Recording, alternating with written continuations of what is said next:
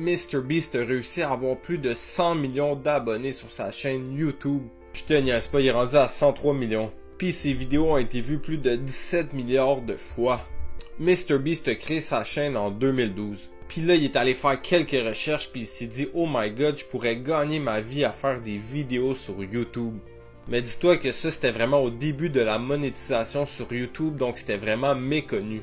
Sa thématique au début, c'était vraiment de faire des vidéos de Minecraft, de lui qui jouait à Minecraft. Puis là, ça fonctionnait pas si pire que ça, mais quand je te dis pas si pire, là, il pognait des 5000, 10 000 vues facilement, donc beaucoup plus que moi en ce moment. Mais il faisait pas assez d'argent pour pouvoir en vivre. Puis là, il était rendu à la fin du secondaire, puis là, sa mère lui a donné un ultimatum. Soit tu vas au collège ou soit tu quittes la maison. Il s'est inscrit au premier semestre juste pour faire plaisir à sa mère, mais finalement, il a presque raté tous les cours. Tout ce qu'il faisait, c'était relié à YouTube. Là, il avait pas le choix, il fallait qu'il trouve quelque chose pour faire de l'argent, donc il a essayé une nouvelle thématique avec ses vidéos et qui a fait des affaires pratiquement impossibles que les gens n'allaient pas avoir le choix de regarder. Donc il a sorti une vidéo où il coupe une table de plastique épaisse avec un couteau en plastique. Puis cette vidéo-là a explosé en 2016, il y a eu plus de 3 millions de vues.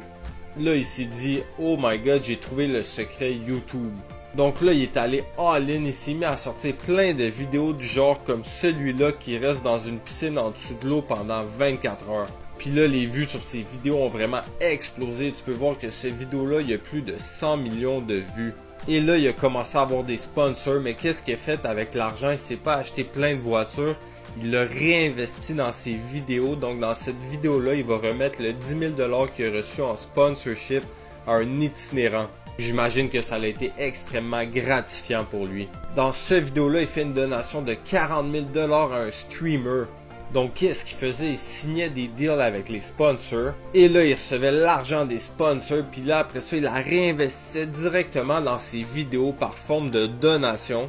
Et là, qu'est-ce que ça faisait? Ben, ça lui donnait plus de vues, plus de followers et encore plus d'argent de la part de YouTube. Et après ça, ben, il signait des nouveaux deals avec les sponsors puis il faisait encore plus d'argent avec ces deals-là.